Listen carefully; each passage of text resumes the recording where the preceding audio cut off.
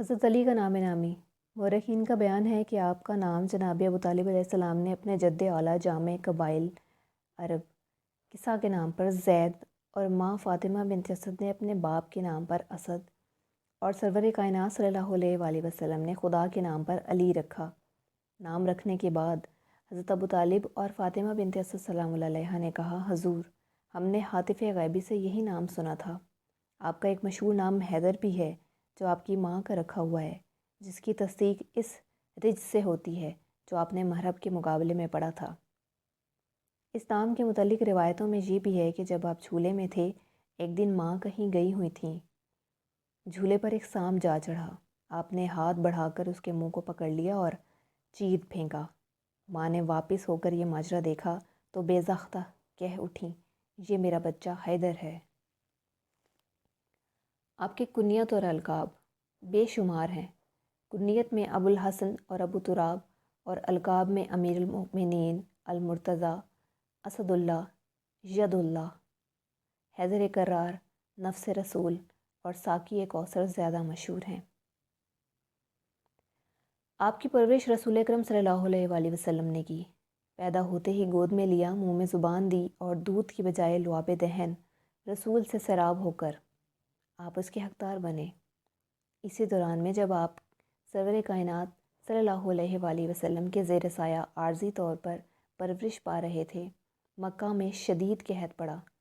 حضرت ابو طالب کے یہاں چونکہ اولاد زیادہ تھی، اس لیے حضرت عباس اور سرور کائنات ان کے پاس تشریف لے گئے اور ان کو راضی کر کے حضرت علی علیہ السلام کو اپنے پاس مستقل طور پر لے آئے، اور حضرت عباس نے بھی جعفر طیار علیہ السلام کو لے لیا۔ حضرت علی علیہ السلام سرور کائنات کے پاس رات دن رہنے لگے۔ حضور اکرم صلی اللہ علیہ وآلہ وسلم نے جملہ نعمات الہی سے بہرہور کر دیا اور ہر قسم کی تعلیمات سے بھرپور بنا دیا، یہاں تک کہ علی نام خدا قوت بازو بن کر یوم بعثت کو کل ایمان کی صورت میں ابھرے اور حضور کی تائید کر کے اسلام کا سکہ بٹھا دیا۔ مسلمانوں میں اکثر یہ بحث چھڑ جاتی ہے کہ سب سے پہلے اسلام کون لایا، اور اس سلسلے میں حضرت علی کا نام بھی آ جاتا ہے، حالانکہ آپ موضوع بحث سے خارج ہیں، کیونکہ زیر بحث وہ لائے جا سکتے ہیں جو یا تو مسلمان ہی نہ رہے ہوں اور تمام عمر شرک اور بت پرستی میں گزری ہو، لیکن اسلام ظاہر نہ کر سکے ہوں، جیسے حضرت حمزہ، حضرت جعفر طیار اور ابو الایمان حضرت ابو طالب علیہ السلام۔ ایسی صورت میں اول الذکر حضرات کو کہا جائے گا کہ اسلام قبول کیا، اور آخر الذکر کے لیے کہا جائے گا کہ اسلام ظاہر کیا۔ اب رہ گئے حضرت علی، یہ کعبہ میں فطرت اسلام پر پیدا ہوئے، رسول اسلام کی گود میں آنکھ کھولی، لعاب دہن رسول سے پرورش پائی، آغوش رسالت میں پلے بڑھے، 10 سال کی عمر میں بوجہ ضرورت اعلان ایمان کیا، رسول کے داماد قرار پائے، میدان جنگ میں کامیابیاں حاصل کر کے کل ایمان بنے، پھر امیر المؤمنین کے خطاب سے سرفراز ہوئے۔ فاضل معاصر تاریخ ائمہ میں لکھتے ہیں کہ علماء محققین نے تشریح کے ساتھ لکھا ہے کہ حضرت علی تو کبھی کافر رہے ہی نہیں، کیونکہ آپ شروع سے رسول خدا صلی اللہ علیہ وآلہ وسلم کی کفالت میں اسی طرح رہے جس طرح خود حضرت کی اولاد رہتی تھی، اور کل امور میں حضرت کی پیروی کرتے تھے۔ اس سبب سے اس کی ضرورت ہی نہیں ہوئی کہ آپ کو اسلام کی طرف بلایا جاتا اور جس کے بعد کہا جاتا کہ آپ مسلمان ہو جائیں۔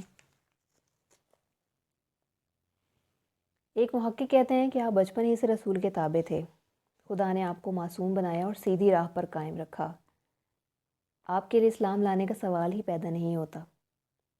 حضرت علی فرماتے ہیں کہ میں نے اس امت میں سب سے پہلے خدا کی عبادت کی اور سب سے پہلے حضرت صلی اللہ علیہ وآلہ وسلم کے ساتھ نماز پڑھی۔ پیغمبر اسلام فرماتے ہیں کہ حضرت علی نے چشم زدن کے لیے بھی کفر اختیار نہیں کیا۔ آپ کا رنگ گندمی، آنکھیں بڑی، سینے پر بال، قد میانہ، داڑھی بڑی اور دونوں شانیں، کوہنیاں اور پنڈلیوں پر پرگوشت تھیں۔ آپ کے پاؤں کے پٹھے زبردست تھے، شیر کے کندھوں کے مانند آپ کے کندھوں کی ہڈیاں چوڑی تھیں، آپ کی گردن سراہی دار اور آپ کی شکل نہایت پرسنت اور حسین تھی، آپ کے لبوں پر مسکراہٹ کھیلا کرتی تھی، آپ خضاب نہیں لگاتے تھے۔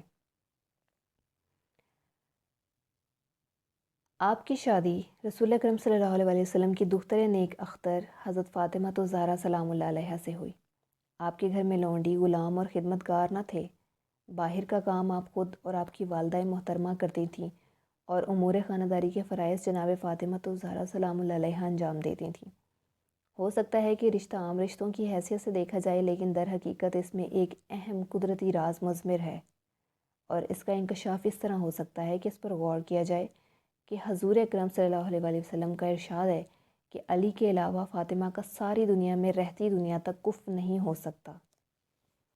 پھر فرماتے ہیں کہ مجھے خدا نے حکم دیا ہے کہ میں فاطمہ کی شادی علی سے کروں، اور اسی سلسلے میں ارشاد فرماتے ہیں کہ ہر نبی کی نسل اس کے صلب میں ہوتی ہے، لیکن میری نسل صلب علی میں قرار دی گئی ہے۔ ان تمام اقوال کو ملانے کے بعد یہ نتیجہ برآمد ہوتا ہے کہ علی اور فاطمہ کا رشتہ نسل نبوت کی بقا اور دوام کے لیے قائم کیا گیا۔ یہی وجہ ہے کہ وہ لوگ پیغام رشتہ دے کر کامیاب نہیں ہو سکے جن کی بنیاد نجاست، کفر پر استوار ہوئی اور جن کی انتہا گندگی نفاق پر ہوئی۔